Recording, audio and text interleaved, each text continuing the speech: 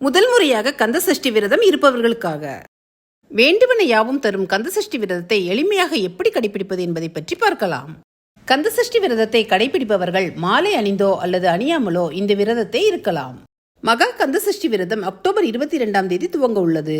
October 27ஆம் தேதி சூரசம்ஹாரமும் 28ஆம் தேதி திருக்கல்யாணமும் நடைபெற உள்ளது. விரதம் இருப்பவர்கள் அவரவர் உடல்நிலைக்கு தக்கபடி எந்த முறையில் உபவாசம் இருக்கிறோம் என்பதை முடிவு செய்து கொள்ள வேண்டும். விரதத்திற்கு முதல் நாளே வீடு மற்றும் பூஜை அறையை சுத்தம் செய்ய வேண்டும்.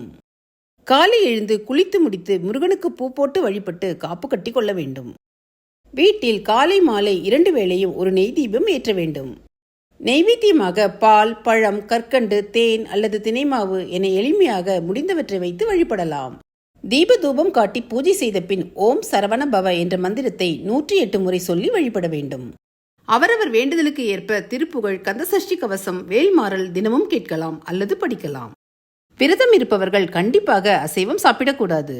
பெண்கள் தவிர்க்க முடியாத நாட்களில் வீட்டில் உள்ளவர்களை தீபம் ஏற்ற சொல்லி பூஜை அறைக்கு செல்லாமல் வழிபடலாம். குழந்தைக்காக வேண்டி கந்தசஷ்டி விரதம் இருப்பவர்கள் செவ்வாய்க்கிழமையன்று ஷட்கோண கோலம் போட்டு வெற்றிலை தீபம் ஏற்றி வேல்மாறல் மற்றும் செகமாய இற்றே என துவங்கும் திருப்புகழ் படிக்கலாம். விரத காலத்தில் அன்னதானம் அல்லது முடிந்தவரை மற்றவர்களுக்கு உதவி செய்ய வேண்டும். 6 நாட்கள் விரதம் இருப்பவர்கள் சூரசம்ஹாரம் முடிந்த பிறகு குளித்துவிட்டு கோவில் சென்று அல்லது வீட்டில் முருகனை வணங்கி வழிபட்டு விரதத்தை முடிக்கலாம்.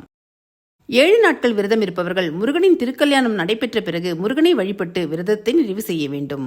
கந்தசஷ்டி விரதம் இருந்தால் வாழ்க்கையில் உள்ள தடைகள் யாவும் நீங்கும், நோய்கள் குணமாகும், மனவலிமை அதிகரிக்கும், வேலை வாய்ப்பு, குழந்தை பாக்கியம், தொழிலில் முன்னேற்றம் என வேண்டுவன யாவையும் பெறலாம்.